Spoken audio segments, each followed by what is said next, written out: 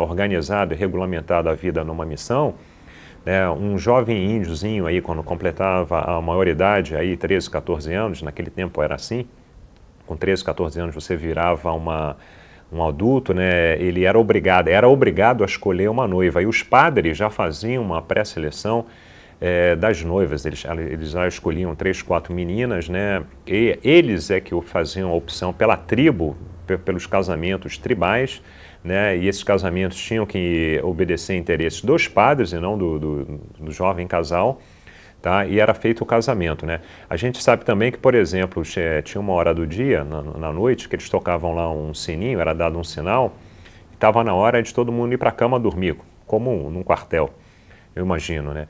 E logo depois que as pessoas deitavam, eles tocavam outro sininho, que estava na hora dos casais fazerem a sua parte lá no casamento, né? E, sei lá, 2, 3 minutos depois eles tocavam de novo, né? Era fim de papo, né?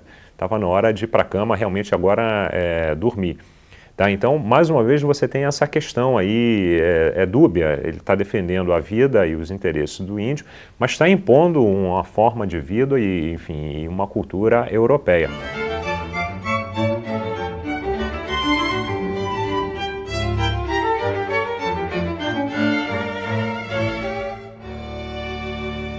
Um valor importante da miscigenação na demografia brasileira é que os vencedores foram os miscigenados. O que construiu o Brasil foram os miscigenados, porque eles tinham o exército de índios à disposição. Isso inclui não só os pobres, mas os ricos. Quer dizer, o que a gente chama de branco no Brasil é filho de português com Índia. Todas as famílias tradicionais brasileiras, isso é, Coelho, Albuquerque, Cavalcante em Pernambuco, Dávila, Pita, as grandes famílias baianas, Pires, Camargo, Paes Leme em São Paulo, era tudo filho de índio com português. Então o que a gente chama de classe dominante branca no Brasil é filho de índio com português. Não existe branco no Brasil, é uma raridade. Nenhuma família com mais de 200 anos no Brasil deixa de ter sangue índio em profusão.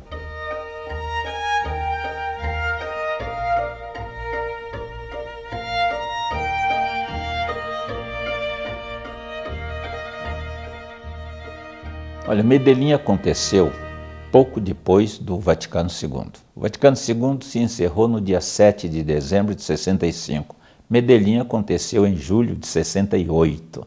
Então nós que participamos de Medellín estávamos muito imbuídos daquele espírito do Vaticano II.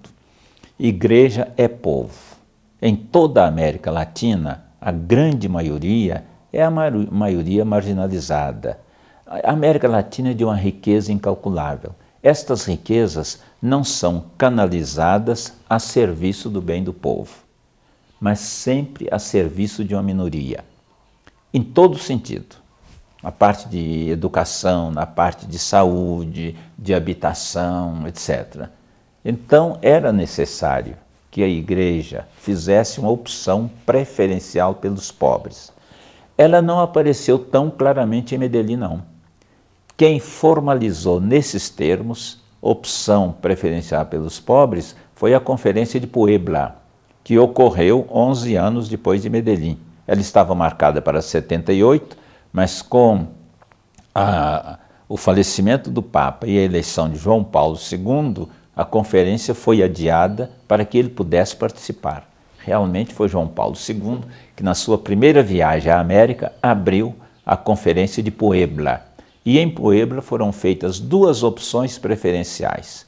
A opção preferencial pelos pobres, a opção preferencial pelos jovens, tendo em vista que os pobres são a maior força de transformação. Na medida em que os pobres se unem e eles têm consciência de que Deus apoia a união e a caminhada deles, Deus está no meio deles, eles se tornam uma força extraordinária, imbatível de transformação. Por outro lado, na América Latina, naquela época, quase metade da população era constituída de pessoas com menos de 25 anos. Então é a juventude. A opção pelos pobres é evangélica. Jesus Cristo veio e abraçou a pobreza. Podia ter nascido num berço de ouro, nasceu numa gruta. Podia ter vivido entre os ricos, viveu sempre entre os pobres. Então, há uma opção. Ele não foi contra os ricos, não excluiu os ricos, mas a opção dele foi pelos pobres.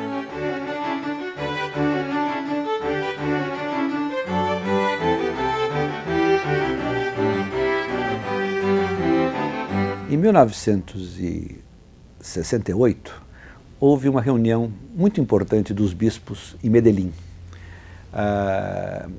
que seguia ao Vaticano II, que tinha sido uma revolução na Igreja Católica. E eu, então, quando vi